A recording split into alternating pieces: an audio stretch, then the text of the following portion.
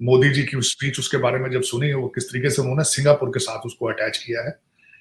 उसका जो दायरा कार है Bhutan, Nepal, Malaysia, Singapore, UAE, France, Oman and European union. ये आया मोदी साहब, इसने जब टेक ओवर किया इंडिया, इलेक्शन लड़ा, इलेक्शन जीता, इसने किसी सियासतदान को बुरा नहीं कहा। अच्छा, हाँ ये देखिए, अब मैं आपसे कब माजी भूल जाते हैं। लॉजिकल बात देखें, उसने किसी को बुरा नहीं कहा, उसने कहा सब अच्छे हैं। प्रैक्टिकल उसने काम करके दिखाया है, पूरी दुनिया में उसने बताया है कि ठीक है, अगर उनमें बुराइयां थी उन्होंने ये नहीं कहा, उन्होंने काम करके डिजर्व किया और लोग उसको पसंद कर। लोग आज यूट्यूब के भी वो सीईओ वही है, ट्विटर वो भी चला रहे हैं, गूगल वही चला रहे हैं, माइक्रोसॉफ्ट वही चला रहे हैं।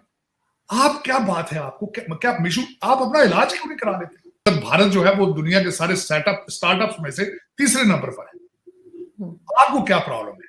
आप अंधे हैं आंखों से? साफ साफ बात दो कर रहा हूँ। बात ये है कि ना समझोगे तो मिट जाओगे आप पाकिस्तान वालों।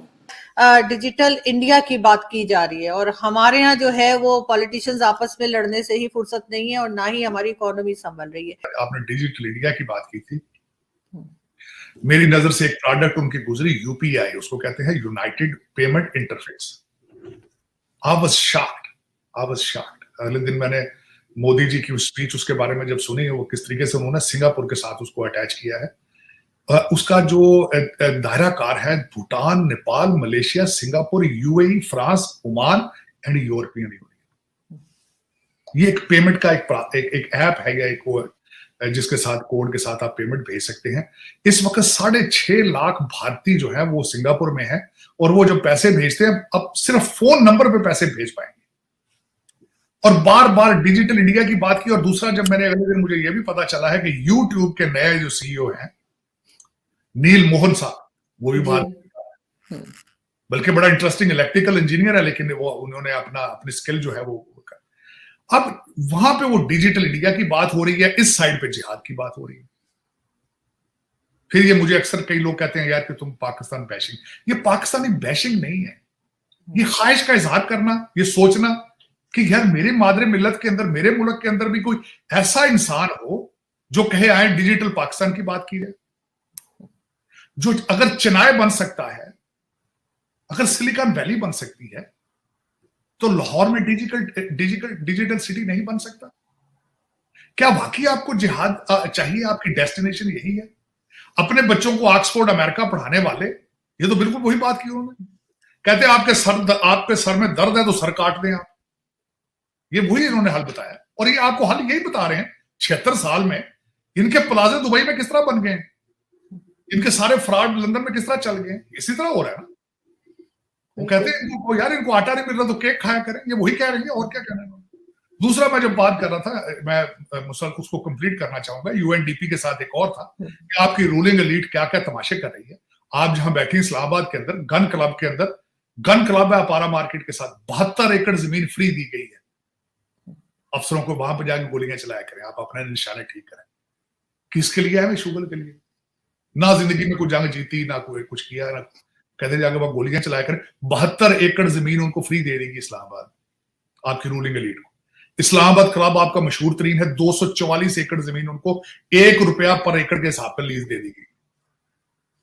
पाकिस्तान गाफ फेडरेशन है, उनको 150 एकड़ जमीन ₹2.5 पर एकड़ के हिसाब से लीज दे देगी। बताया। और यूएनडीपी वाले चीख रहे हैं थर्ड पार्टी है, आप तो वो निकालते ही नहीं ना, बात ही नहीं करते। और ये आपकी ब्यूरोक्रेसी, जजेस आपके देख लें। वो अगले दिन तारड़ साहब ने, क्या नाम है था, तारड़ साहब ने ट्वीट किया था कि वो जो आपके डोगर साहब है, गुलाम मोहम्मद डोगर साहब, लाहौर में जिस घर में रहते हैं 70 करोड़ का है, कोई पूछने वाला नहीं। जाय साहबान जिनकी वजह से और नैब के राजा सुल्तान साहब रिजाइन कर गए हैं, 50 करोड़ का 4 कनाल के जमीन के प्लाट की एलिगेशन है कि मेरे ऊपर उनके ऊपर प्रेशर, और उनकी वो उस डॉक्यूमेंट भी, उसकी भी फोटो कापियां नहीं कराई। लेकिन आरज़ू, मेरा ये क्वेश्चन आपसे है, बल्कि आज कोई एक ऐसा अदारा मुझे बता दें, कोई ऐसा एक शख्स बता दें, कोई एक वाहिद जो पाकिस्तान के अंदर करप्शन को रोकने की कोशिश कर रहा है आपकी नजर में कोई? मुझे तो कोई नहीं दिखता सर, बिल्कुल। तो फिर ये नैब को खत्म कर देना चाहिए मेरे ख्याल में। भारत जो है वो दुनिया के सारे स्टार्टअप्स में से तीसरे नंबर पर है। आपको क्या प्रॉब्लम है? आप अंधे हैं आंखों से? आप कानों से बहरे हैं? ये डाउन सिंड्रोम है? आप क्या बात है? क्या वजह है कि आप जैसे डीएनए के लोग आज यूट्यूब के भी वो सीईओ वही है, ट्विटर वो भी चला रहे हैं, गूगल वही चला रहे हैं, माइक्रोसॉफ्ट वही चला रहे हैं। आप क्या बात है, आपको क्या मिशू, आप अपना इलाज क्यों नहीं करा लेते? आपको क्या वजह है कि हार्वर्ड और ग्रेजुएट के लोग पढ़े हुए जाकर आपको बेवकूफ बना रहे हैं, लेकिन आप सोच रहे हैं कि सलाहियत आपकी खत्म होती जा रही है? खत्म हो चुकी है। बल्कि देखिए, भट्टो से अगर देखें, आरजू भट्टो साहब भी हार्वर्ड ग्रेजुएट थे। किस खूबसूरती के साथ बेवकूफ उन्होंने बनाया। एक अमीर तरीन आदमी गरीब लोगों की बात कर रहा है, जिस तरह यहां पे कैनेडी साहब थे, जॉन एफ कैनेडी, उसका बाप अरबपति था, उसने भी गरीब लोगों की बात की। मुझे हमेशा एक बात मैं आपको कहूं, हमेशा डरना चाहिए जब भी एक अमीर आदमी गरीब आदमी की बात करता है, उसको वादा देता है, आओ रोटी कपड़ा मकान, आज तक उसी के वोट ले रहे हैं। इस मुश्किल वक्त में नंबर 1 हमारी दुआएं तुर्की के साथ है, हमारी जज्बात तुर्की के साथ है। हमारे पास जर और मामलात में खुद कफीली ना होने की वजह से जो तुर्की ने हमें गिफ्ट दिया, हमने वही गिफ्ट अगर उसको भेजा तो इस पे हमारी तरफ से आलम सलाम, ये दुनिया उस पर हमें जलील या ख्वार ना समझे। जो उन्होंने हमें हेल्प भेजी वो हमने वापस कर दी, चले वो समझ में आता है, कोई मसला नहीं, फील नहीं होनी चाहिए। फील हुई और है, खास तौर पे इंडिया को बिल्कुल फील नहीं होनी चाहिए। ये हम बरादर इस्लामी मुल्कों का मामला है, इंडिया को इसमें बोलने की जरूरत नहीं है। नहीं, इंडिया इसलिए बोल रहा है कि इंटरनेशनल मीडिया है ना, तो फिर हर एक हम इंडिया के अगेंस्ट नहीं बोलते। जब ये आया मोदी साहब, इसने जब टेक ओवर किया इंडिया, इलेक्शन लड़ा, इलेक्शन जीता, इसने किसी सियासतदान को बुरा नहीं कहा। अच्छा, हाँ ये देखिए, अब आप मैं आपसे कम मजी भूल जाते हैं। लॉजिकल बात देखें, उसने किसी को बुरा नहीं कहा, उसने कहा सब अच्छे हैं। प्रैक्टिकल उसने काम करके दिखाया है, पूरी दुनिया में उसने बताया है कि ठीक है, अगर उनमें बुराइयां थी उन्होंने ये नहीं कहा, उन्होंने काम करके डिजर्व किया और लोग उसको पसंद करते हैं। अब इंडिया ने एक नेकी का और भलाई का और मुश्किल टाइम पे उसका साथ दिया, तो तुर्की का 100% बनता है तो उसका शुक्रिया अदा करें।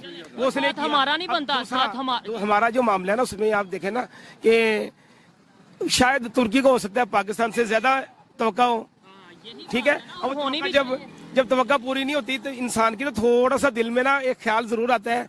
तुर्की भाइयों को, तो तुर्की की बहनों को ये जरूर एहसास हुआ होगा कि इस मुश्किल टाइम पर पाकिस्तान का शोर तो बहुत ज्यादा है कि मैं आ रहा हूँ। जिस तरह अमरीकी बेड़े का हमारे साथ था कि अमरीकी बहरी बड़ा इमदाद के लिए आ रहा है। पर्सन 65 की जंग में अमरीकी बहरी बेड़ा नहीं आया था, हमें बहुत अफसोस हुआ था और हमें ये एहसास हुआ था, और हमारे गवर्नमेंट ने कहा था कि हमें इतनी दूर दोस्ती नहीं लगानी चाहिए। इसमें मेरे ख्याल से जो सबसे बड़ा कसूर है वो हमारे गवर्नमेंट लेवल पे जो लोग हैं, जो अथॉरिटीज़ हैं, उनका कसूर है। उनको चाहिए था कि एक प्रॉपर कोई डोनेशन फंड वगैरह या कोई इस तरह की चीज़ करते जो कि प्रॉपरली टर्किश अवाम तक पहुंच पाती। अब पाकिस्तानी अवाम के दिलों में टर्किश पीपल्स के लिए काफ़ी मोहब्बत प्यार है और ये लोग इससे बड़ी कदर की निगाह से देखते हैं इस दोस्ती को।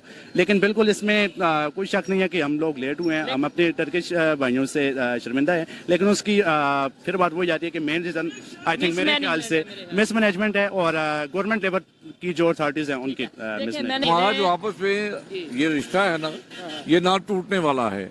अगर इंडिया ने तुर्की की इमदाद की है तो उससे ये अखज़ नहीं करना चाहिए हमें कि खुदा न खास्ता तुर्की और हमारा जो ताल्लुकात हैं आपस में वो मजबूत होंगे। मैं अब साफ साफ बात दो कर रहा हूँ। बात ये है कि ना समझोगे तो मिट जाओगे या पाकिस्तान वालों, तुम्हारी दास्तान तक भी ना होगी दास्तानों में। जरा देख उसको, जो कुछ हो रहा है होने वाला है, धरा क्या है भला है देखो उनकी दास्तानों में। ये खामोशी कहाँ तक लज्जतें फरियाद पैदा कर, जमीन पर तो हो तेरी सदा हो आसमानों में। छुपा कर रास्ते में बिजलियां रखी है खुरमन ने,